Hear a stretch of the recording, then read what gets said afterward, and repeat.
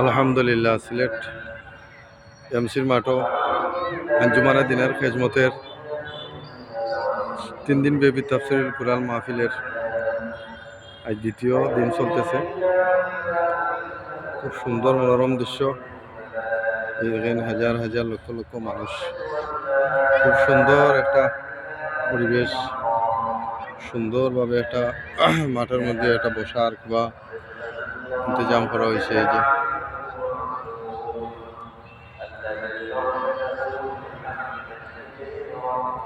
জরুরত জায়গা করা হয়েছে, এই যে পেশাব এই যে সাদা প্যান্ডেলগুলা দেখতেছেন, এইসব কিছু জরুরতের স্থান। অনেক বিশাল স্থানে রাখা হয়েছে।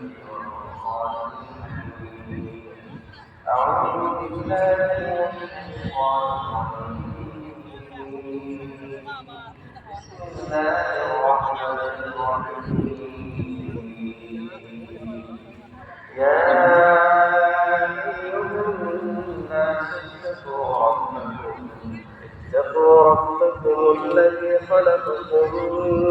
من نفس واحدة وخلق منها زوجها وبث منهما رجالا كثيرا ونساء واتقوا الله الذي تساءلون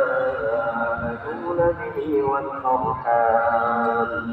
إن الله كان عليكم رقيبا يا أيها الذين آمنوا اتقوا الله وقولوا قولا سديدا يصلح لكم أعمالكم ويغفر لكم ذنوبكم ومن يطع الله ورسوله فقد فاز فوزا عظيما يا أيها الذين آمنوا اتقوا الله واتقوا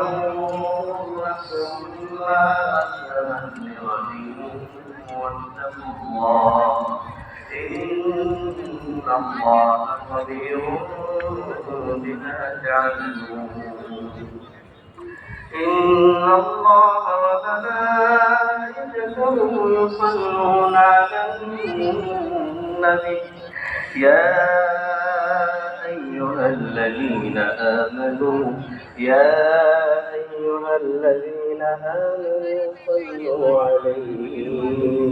صلوا عليه وسلموا تسليما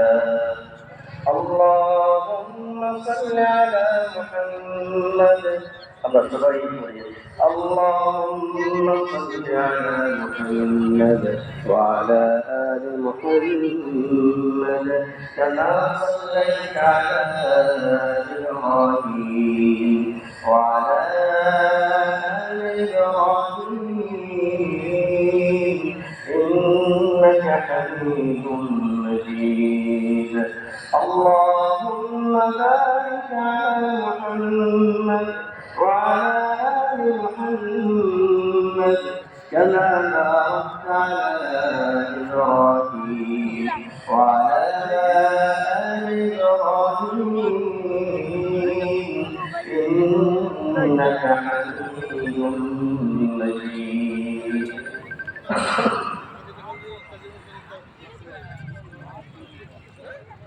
ঐতিহ্যবাহী